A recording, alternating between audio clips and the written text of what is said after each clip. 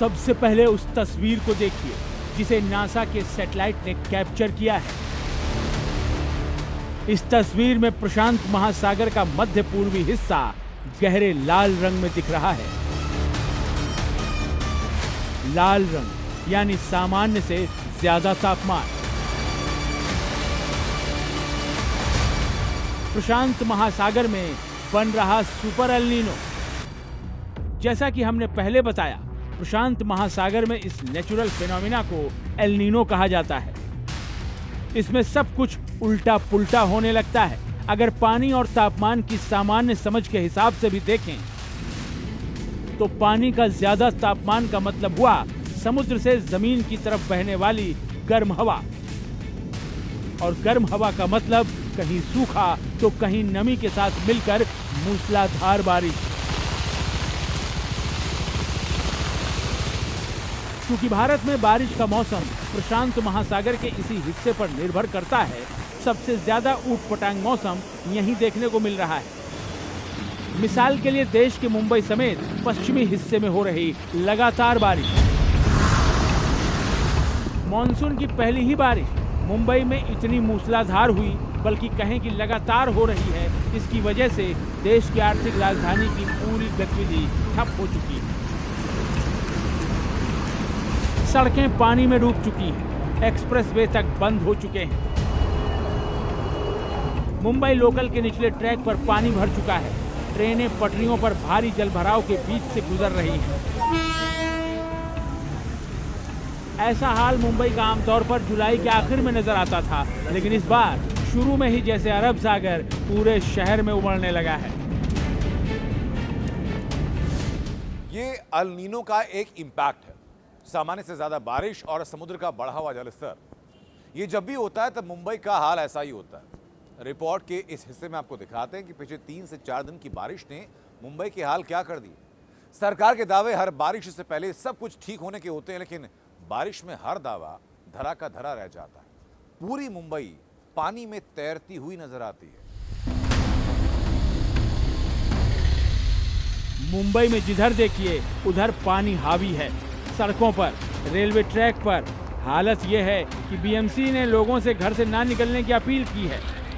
ये हालात मुंबई ही नहीं, आसपास के पूरे इलाके के हैं। मुंबई से सटे पालघर जिले में रविवार रात से शुरू हुई बारिश ने यातायात को पूरी तरह से ठप कर दिया। सड़क से लेकर रेल मार्ग तक हर तरफ पानी भरा हुआ है। लोग जहां तहां फंस चुके हैं। बसई से लेकर पालघर के बीच ट्रेन सेवा पूरी तरह से बंद हो चुकी है।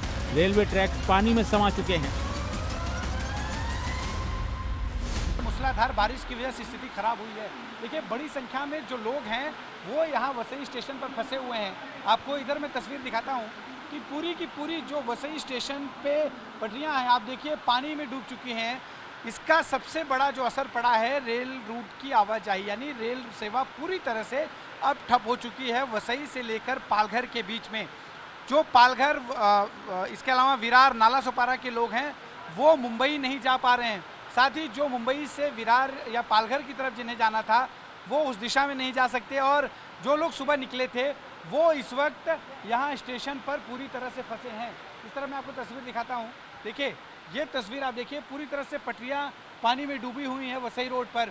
करीब सुबह 5 घंटे से ज़्यादा वक्त हो गया। सुबह से लोग यहाँ फंसे हुए हैं और किसी को भी कब यहाँ से वो अपने घर पहुँचेंगे ये बिल्कुल नहीं पता।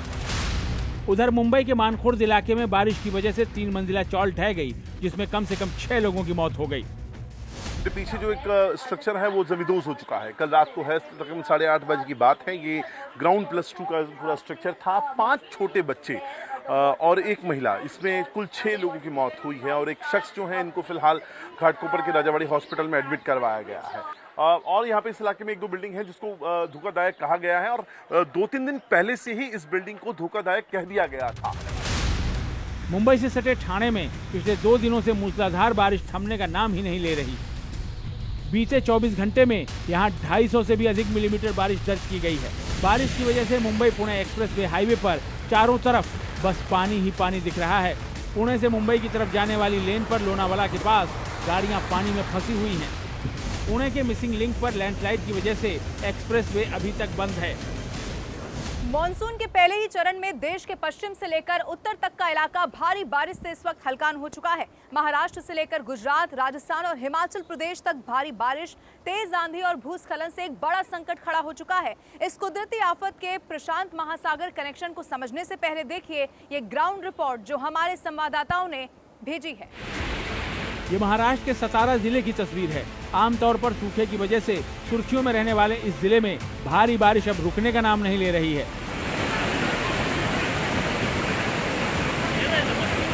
बीते 2 दिनों की बारिश में ही यहाँ नदियों का जलस्तर बढ़ गया है। कृष्णा नदी का जलस्तर बढ़ने से मरडे गांव के छोटे पुल के ऊपर से पानी बह रहा है, जिससे गांव का सड़क संपर्क टूट गया है। जिला प्रशासन ने लोगों से अपील की है कि वो इस इलाके में पानी के बीच से यात्रा करने की कोशिश न करें। उधर दक्षिण गुजरात का बड़ा हिस्सा बीती रात से ही तूफानी बारिश की चपेट में है। ये तस्वीरें डांग जिले की हैं, जिसके बारे में मौसम विभाग ने रेड अलर्ट जारी किया है कि तेज हवा और बारिश के चलते यहाँ चट्टानें गिर सकती हैं। अचानक हुई मूसलाधार बारिश से सड़कों पर पानी जमा हो गया है और पहाड़ों से गिर रहे पत्थरों ने पर्यटकों को परेशान कर दिया है।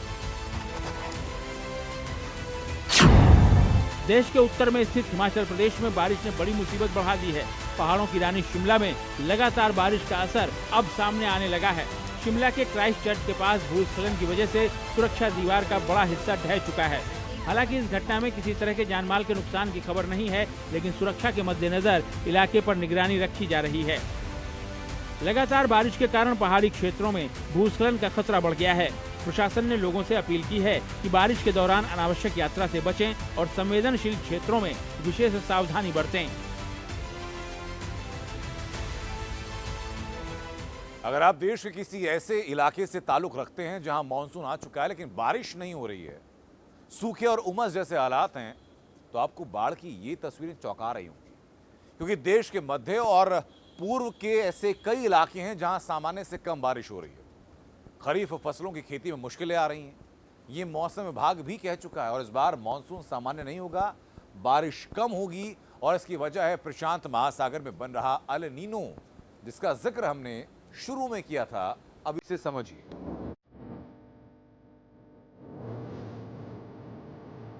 सीधे तौर पर कहें तो एल नीनो एक प्राकृतिक जलवायु परिघटना है, जिसमें प्रशांत महासागर के मध्य और पूर्वी हिस्से का पानी सामान्य से ज्यादा गर्म हो जाता है। यह आमतौर पर हर 2 से 7 साल में होता है। सामान्य स्थिति में पूर्वी प्रशांत से पश्चिम की ओर हवाएं चलती हैं, जो गर्म पानी को इंडोनेशिया और ऑस्ट्रेलिया की तरफ ले जाती हैं। लेकिन जब एल नीनो आता है तो ये हवाएं कमजोर पड़ जाती हैं या उल्टी दिशा में चलने लगती हैं। इससे समुद्र की सतह का तापमान 2 डिग्री सेल्सियस या उससे ज्यादा बढ़ सकता है। WMO के मुताबिक 2026 में यह तेजी से मजबूत हो रहा है। जुलाई सितंबर तक मजबूत एल नीनो बनने की संभावना बहुत ज्यादा है।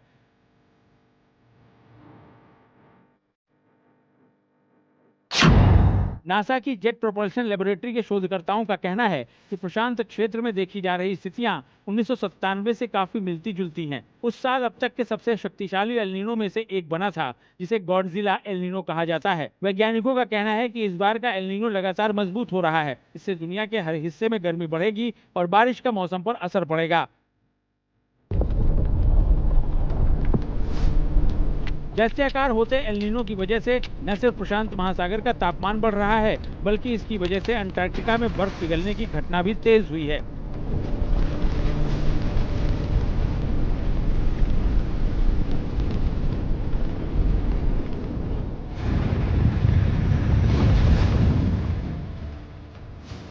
यूरोपियन जियो साइंसेज यूनियन की एक नई रिसर्च ने वैज्ञानिकों को हैरान कर दिया है। इस रिसर्च के मुताबिक अंटार्कटिका की समुद्री बर्फ का ग्लोबल वार्मिंग से बहुत गहरा कनेक्शन है। सितंबर 2025 में अंटार्कटिका की समुद्री बर्फ अपने रिकॉर्ड स्तर से बहुत कम पाई गई है। इस इलाके में तापमान सामान्य से 25 डिग्री सेल्सियस ज्यादा दर्ज किया गया है। ये गर्मी लगभग 1 महीने तक लगातार बनी रही, जबकि फ्यूचर साइंस की रिपोर्ट में कहा गया कि अंटार्कटिका के एवरेज की तुलना में इस बार करीब 20 लाख स्क्वायर किलोमीटर समुद्री बर्फ गायब है। इतनी बड़ी मात्रा में बर्फ का पिघलना धरती के क्लाइमेट सिस्टम में बड़े बदलाव का इशारा है। ये स्थिति पूरी दुनिया में तबाही ला सकती है।